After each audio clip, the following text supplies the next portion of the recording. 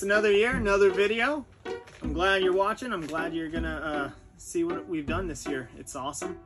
It's inspiring. It's creative. It's awesome. I said that twice. Seriously, it is.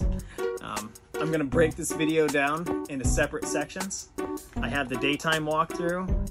I have the nighttime walkthrough, and I have scares. Lots and lots of scares.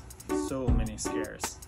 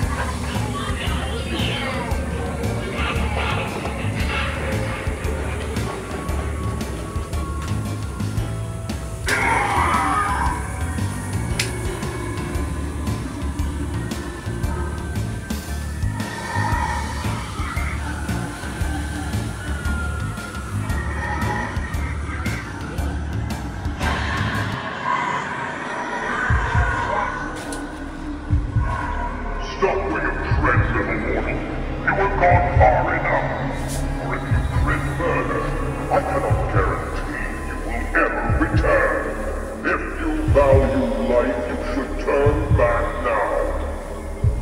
Don't say I didn't warn you!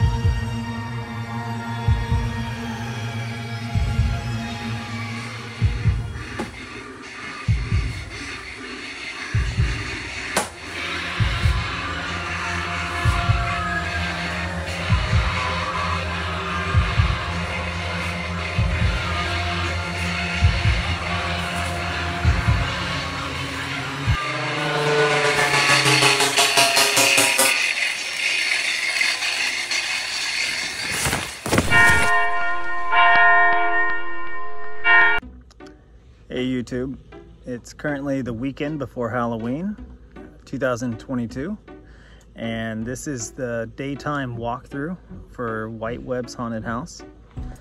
This year, new is this big sign behind me I had made. It's just out in the front yard. It's got the dates, the times. Yeah.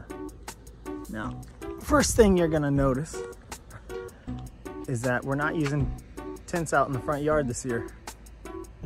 No, we've kind of gone all out, and the haunt is actually enveloping the backyard.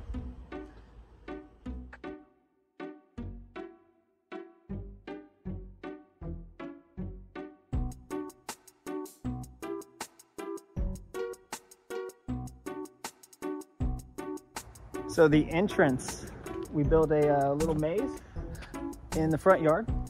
Pretty simple design, just a wooden stakes with some tape. Tied it all together. Yeah, there you go. And that leads up to the side entrance where the haunt actually begins. So the garage is actually the last part of the haunt. And over here is the exit. We're gonna get to that last. And these tables, they're just there temporarily. Don't worry about them. So the entrance itself, side yard. This is all lights, just pallets. Quite a few things I built were used pallets. It's a scarecrow animatronic. I have the entrance going through the side gate, and the exit, after you loop around, is going through the side door of the garage. So using like a 45-degree angle, we just tarped it off. Again, zip ties everywhere. So you come through the entrance. I built a wooden ramp for anyone who wants to come through with a wheelchair.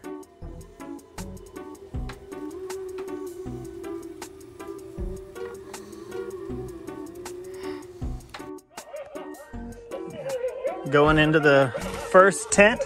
You don't know what it is until you get in here. And immediately you're faced with the clown. There's a projector. This entry area is just sort of a little snaking hallway, but there's a projector onto this white projector screen with Atmos, I think I'm saying that right. Their creepy clown guy. And I just got a handful of these foam blocks that I painted. They're just foam blocks with spray paint, but they look cool. They do the trick. This is a little decorative touch.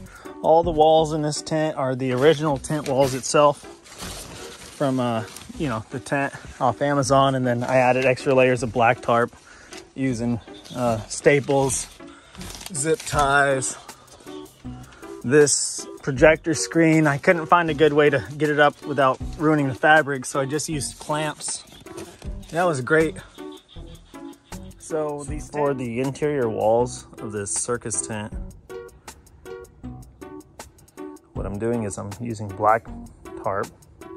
The tarp's going to be secured with zip ties around the top frame, and then it's going to be stapled into these boards. Now last year I did this in the driveway, and people and the wind would kind of kick these boards and it'd move the whole wall, which is really, you know, something you don't want. So what I'm going to do this year is I'm just going to drill holes and then secure the whole thing down.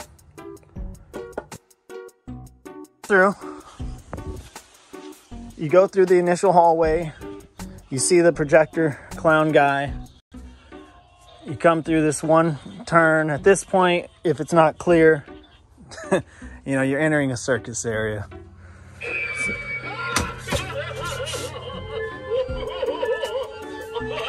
This is the pop-up clown. He's awesome. I got inspired to sort of elevate him because I saw people putting their jumping spiders up. All right, that's enough. Yeah, whatever.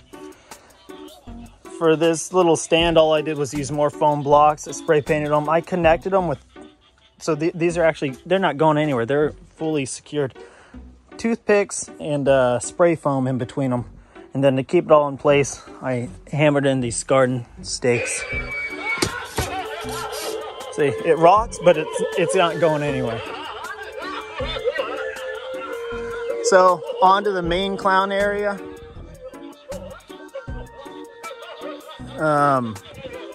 We have this really cool decorative wall that we put up. And then, of course, some animatronics. You gotta have more animatronics. We have this big head up here. The twitching clown, he's awesome. The little mini clown guy from Spirit, he's awesome. I have black lights up there as well that they're just held up with zip ties like everything else. I have a fog machine in here. The fog gets to be a little too much, but I really like these fog machines because they all have, like, all the newer ones you buy off Amazon, they all have colors. And this one just projects like a rainbow of flashing colors onto this circus area. And it is amazing. It's beautiful. So that's for the lights, the decorations, this fog. As for sound, I bring in a little Bluetooth portable speaker, hook it up to my phone, and just leave it near the edge. Although all the animatronics have their own background music as well. All right, so that's the clown area. And what I'm not mentioning here is the actor. There's an actor in here as well. That's a clown. It's myself. All right, and then from the clown room, you go out into the main giant area. So right as you exit the clown tent, you're either gonna look this side at the werewolves, the werewolf and his little hench dogs, or henchmen, whatever you want to call them, or you're gonna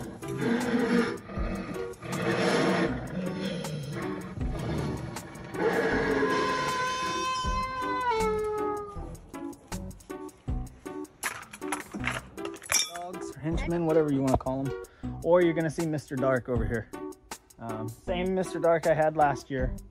His sensor sucks. It just does not work. That's why I was using the step pad last year. I didn't want to use a step pad out here because it's kind of cheesy and I don't want to use them if I don't have to.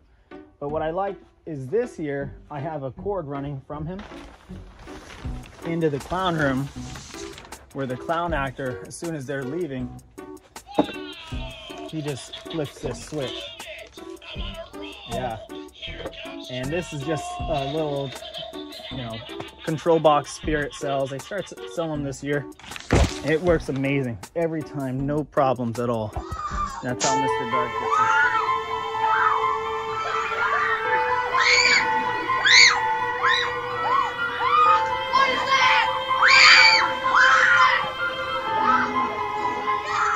So here's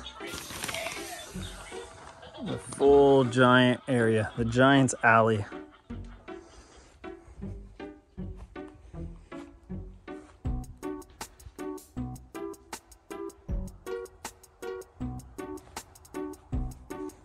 Plastic chains, styrofoam pillars, little decorative metal accents that you can punch in.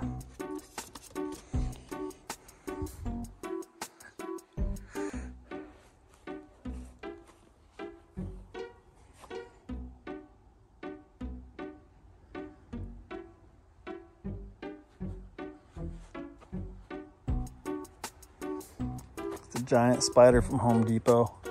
I ordered this guy in July on that whole orange Friday or Orange Day, whatever it's called. You guys know what I'm talking about. Where it's basically like Black Friday, but for Halloween stuff. You gotta wake up at 3 in the morning and put your online order in and then pray to the Halloween gods that it actually shows up. Well, this one took like 2 months and it finally showed up, and it is awesome.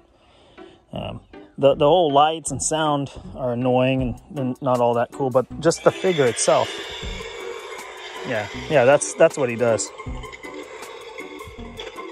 Which is okay, but man, just the size and the appearance of this guy is beautiful. So this is the giant spider area. What he's on is a bed frame. Let me go over.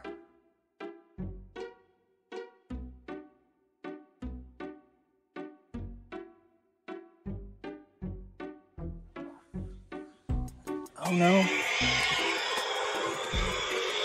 So he's on a bed frame, a wooden mattress. Yep, there it is. And I have this really big, awesome fog machine underneath him. It doesn't have like an ice area to cool it or nothing, but it's just got the regular nozzle and then the lights. It's a 1500 watt, and it's so powerful and bright too, the lights. And this one's all controlled by a remote, so the actor, either the clown or whichever actor is patrolling this area, will hit it in this whole area underneath the spider. Lights up like a rainbow almost, and the hiss of air is just, it's phenomenal. It really gets people off guard. Of course, the basic jumping spider. Gotta have those. Every haunt's got those. I had 2 gargoyles at the start of this season. I'm down to 1. This one died in an unfortunate wind accident. But we're gonna blame it on the cat, because I think that just makes sense.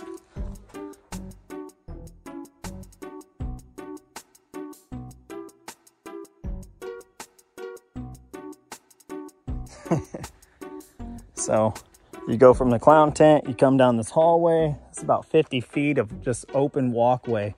And although it's open and you know, you're exposed to the elements, I made it in such a way that you still feel like you're in a controlled environment, a controlled area.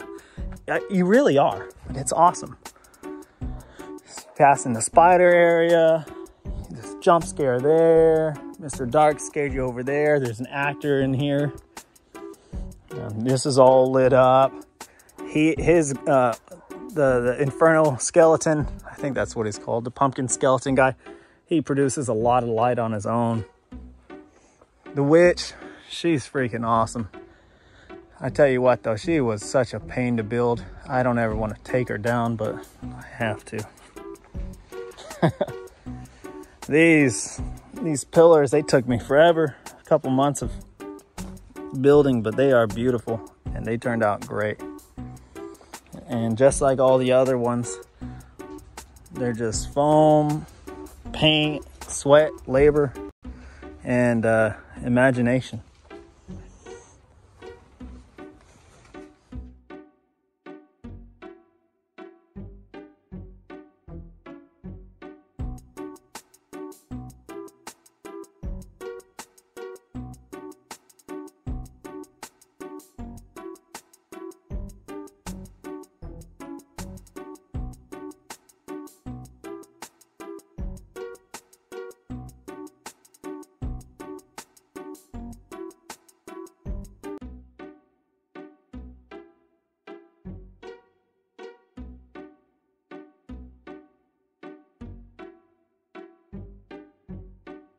So you just finished going through this giant alleyway walk-through area,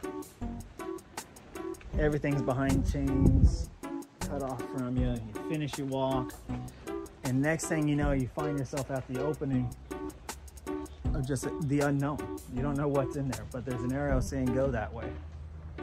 And that's part of what I loved about building this, is that every scene's connected, but they're not. Like there's no one main theme, and I think I just love it.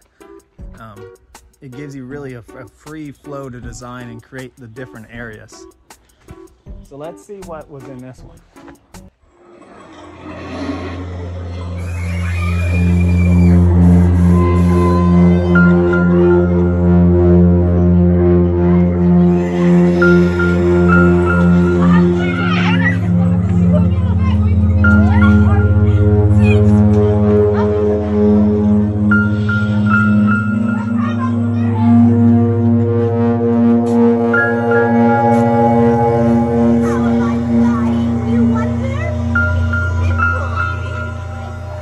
Head inside into the unknown.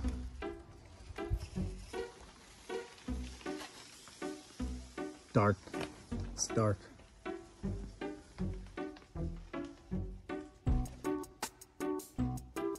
So it's a center, well, not so center, walkway straight through. But as you go through this small 10 by 10 pop-up tent, you're faced with a scene. It's behind chains, you know, you don't want people touching stuff. And this is the well. This is the same well I built in my other YouTube video when I showed you the whole process, and this is what it was used for. This is that scene from The Ring when the little Samara girl, you know, takes over your TV, and it's got the static, and then she starts climbing out with her pale skin, her white dress, her black, you know, just wicked hair. It's all wet, slimy. Well, that's what this is. So this is a legit well I built. There's a pillow and a little stool for the actor, which happens to be my daughter. She's 11 and she is perfect for it. So the well is all hand built. It's got a wooden frame, styrofoam.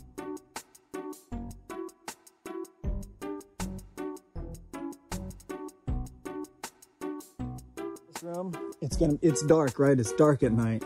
It's got 1, 2, 3 strobe lights all facing the center of the well. They're all going slow.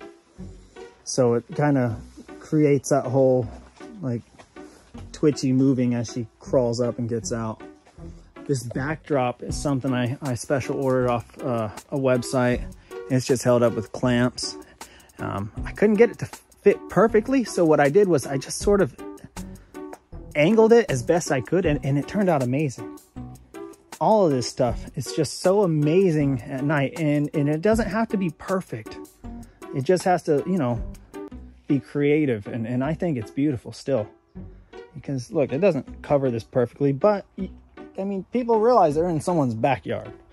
It's not going to be perfect, but it is damn close. Also, for the effect in here, this tube is running from a small fog machine. It kind of goes through the room, around the back of the well, then it goes out the other side. That was an adjustment I made after the first night of scares. Because I had it just pumping out the very end of the hose into here, but it was just getting way too foggy. So now I just have the hose itself going from outside the tent to outside the tent. I'll show you. See? That's where it's dumping the majority of the smoke. But the rest of the smoke, though, a very limited amount, is coming out of this hose in little holes I poked.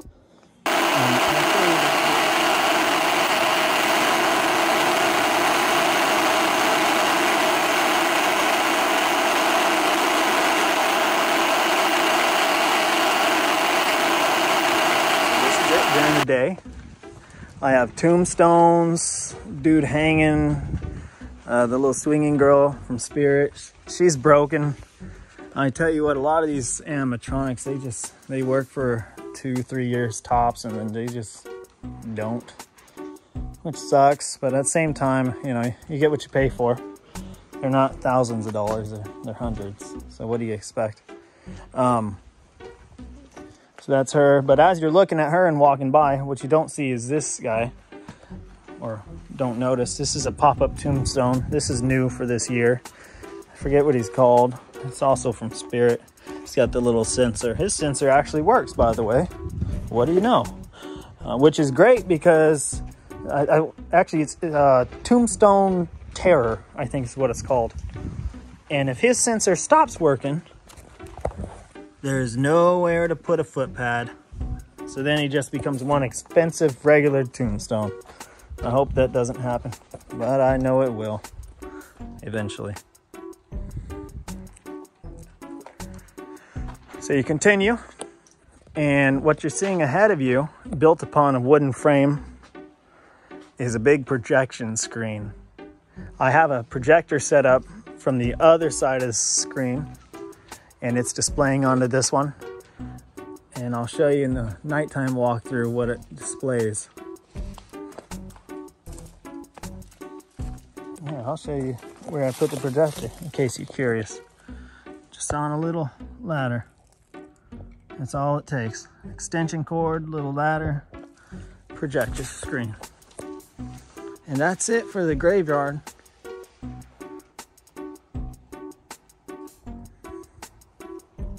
Another ramp, because I had different elevations.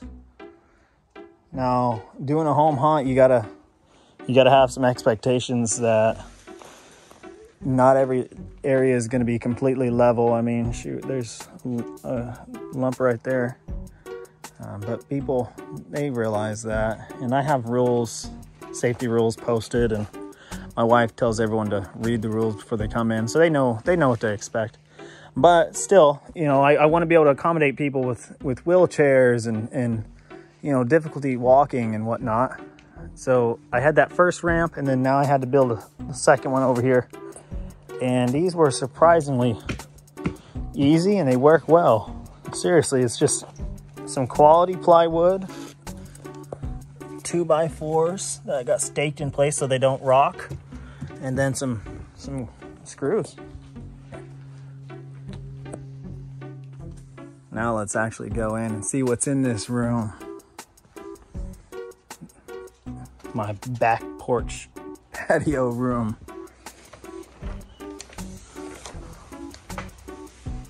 This is the witch's lair. So the two talking witches, they go off when they're turned on. Their sensors detect sound, I think. So when one starts yapping, the other starts yapping, which makes the first one yap, and it's like two girls gossiping back and forth all night. It's entertaining. The cauldron, I love this thing. It's so cool. It's just lights, sounds. Bat, didn't know where else to put it, so why not? Ugh.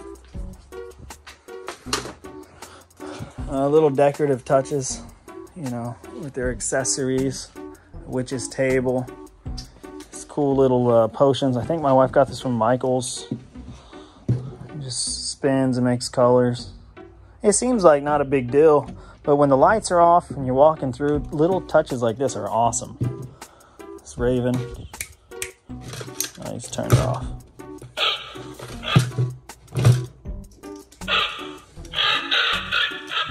Beware! No one goes there. Yeah, we get it. So this is the witch's room. And here I took off. Here we get it. I took off the cover to my overhead ceiling fans.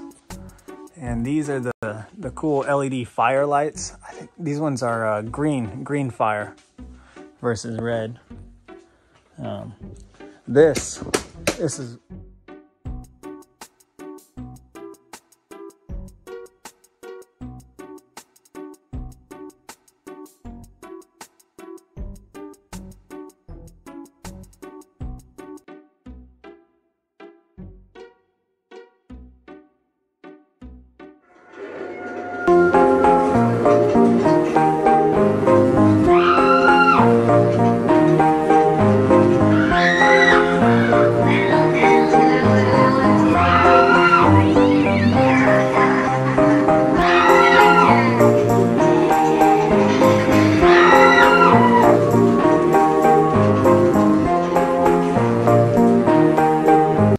going from the witch's room into the next area. What do we got? Oh no. Immediately you're faced with this little half pony wall. It was originally supposed to just be a pony wall, but I added the second half in hindsight. Glad I did. It separates the room better. To your left, this whole area, this glass door, I use this with another projector with a creepy Slender Man looking guy from Atmos, and then he's connected to a Bluetooth speaker I put right here. Sets of ambient music for the whole area. So what happens is you hold on. You come in to the left, you got creepy guy on the projector, he's doing his things. You got the music. You got Umbrella Girl over here. Forgive me, I don't know the names. I don't bother to memorize them. I just got what I call them. Umbrella Girl.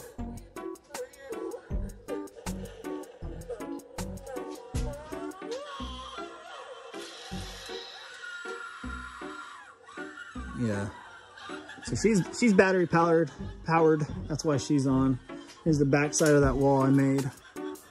Some just spooky fabric we hung up. This broken back girl. Man, I wish she worked. The first year I bought her, same year she stopped working. She is so creepy. She used to like, her eyes would light up and her mouth would move and she'd laugh. And, but nothing now. Nightcrawler though, she is awesome. She's brand new this year. I got a whole video I'm gonna throw up on the YouTube because when I bought her, she didn't work straight out the box.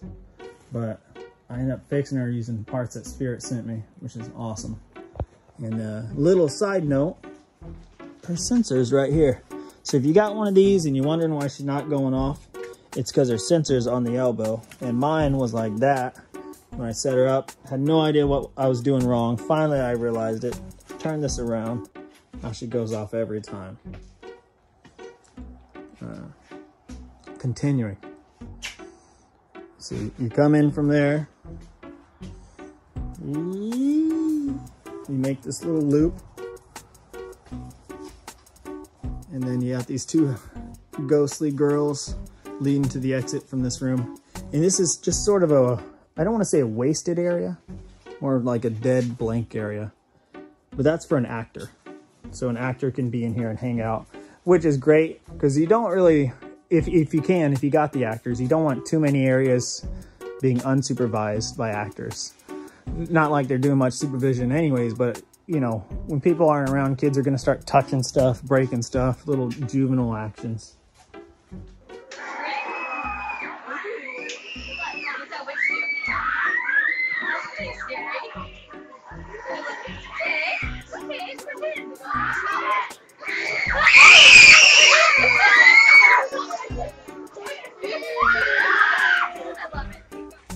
So leaving the back patio area, you come on out. Boom. The big Red Reaper guy from Home Depot. He is so cool. I almost didn't get this guy, but I'm glad I did. So you go from the back patio covered area. You had a witch's lair. This is just sort of like a dark dungeony crypt looking spot. And then you head into this long narrow hallway where the haunt wraps around back. You start going back toward the front now, but this time you're taking the sidewalk. You're up on the sidewalk and it's thin, it's narrow. You're on the back side of the well tent. This is just a little, you know, storage area for like fog juice, extension cords, things like that. But no one notices this half done stuff in the dark. They don't care. It's fine. You got this guy, he's talking, he's lighting up. This is just another one of those LED fire lights. Now we're on the back side of that big wall that sort of separated the giant's hallway from everything else. I have skeletons hanging here. I have these black PVC pipes attached. They stretch across with fishing line. You know, someone from last year's video recommended fishing line as like a, you know, like a textury thing that people can feel and really get them. And I'm glad I listened to their I'm glad I listened to their advice, because this is awesome. You wouldn't think so, but it is cool. A skeleton hanging out. More skeletons. More little PVC poles with fishing wire. I still got to hang up this one. All my windows on the side of the house. White sheets with red lights and flickering fire lights. And it looks like the inside is on fire. It's awesome.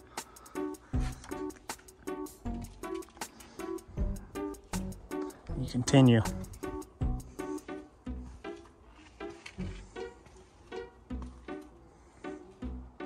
Then you get to this bedroom. You have a red sheet, Michael Myers, strobe light, LED firelight, and he's just kind of staring at you. Continuing. Came down that long hallway. Like I said, we're on the return trip now. Right? Right? That's right. This is the last window before you make it into the garage, which is the last area. When we're running, this window's open about this much, and it's just dark in there. And an actor has an air hose hooked up to an air compressor, and that's when they spray you with air. And as simple as that sounds, oh, it's effective. I can't wait to share some videos from that. So here's that entranceway where I had to cut it off at a 45. Going in and out, and you might be thinking, you know, is that doable? And I tell you, it is. You can fit wheelchairs like this, because this wall, even if you had to move it, it's got wiggle room. It's straight. It's not going anywhere, but it's bendable if need be. On one end, it's just stapled. The other end, it's zip tied. All this stuff can be taken down at the end of season.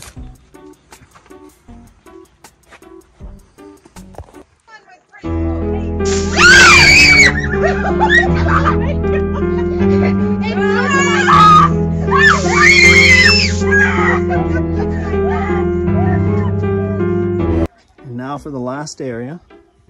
It's the torture chamber. You come in. This is the garage, if you need me to point that out. So you come into the garage, aka the torture chamber. And right away you have the whole, I don't know what his name is. We call him Scary Man. He just lights up and shakes. Black tarps from the ceiling to make walls. Staple gun on the bottom. This one we didn't do anything. That one over there, we ran plywood to keep the shape. So you have black walls made out of more plastic. Here you go. This is where an actor works. He just hangs out here. That's actually his costume. The apron, the gloves, the mask, everything. The little hatchet. We got a fog machine. I'll get to that in a second. So this is just my workbench that I covered with some different tarps and stuff. Put, you know, body parts and whatnot up there. It's awesome. Down here we have the whole hand grabby animatronic with some plastic with fake blood. I did 2 layers. It's kind of hard to see, but so you put one layer down, put some fake blood, smudge it, and then put it over the other layer so you can touch it without getting gross. Although, as you can see, it didn't work completely. Chains coming from the ceiling, just screws for the effect. Body bags. This one is, it's just trash. It's literally just trash. But it looks like someone with a broken neck. This one I used the posable dummy from Spirit. That's why it's got actual hands. And when you're watching or looking at this through like a certain view, you can actually see the outline of the body.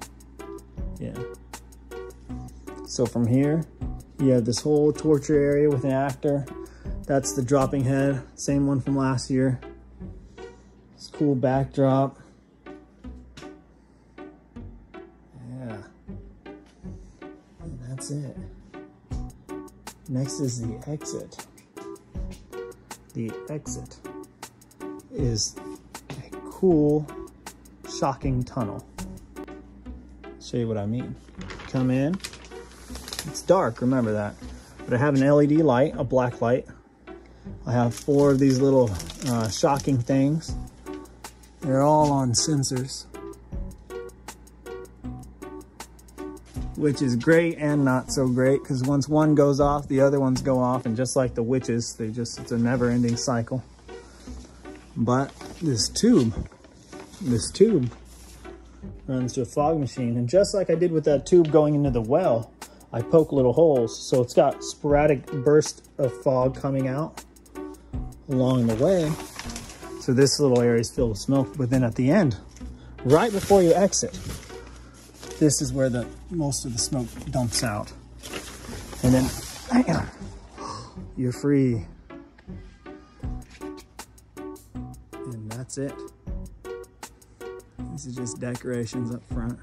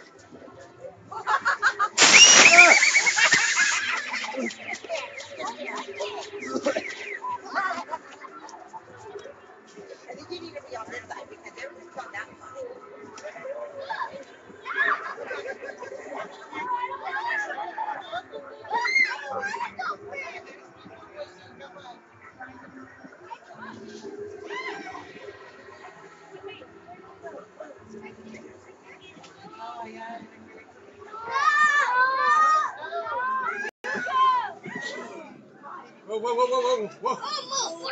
Hey, hey. Watch your language. Watch your language. Don't say that.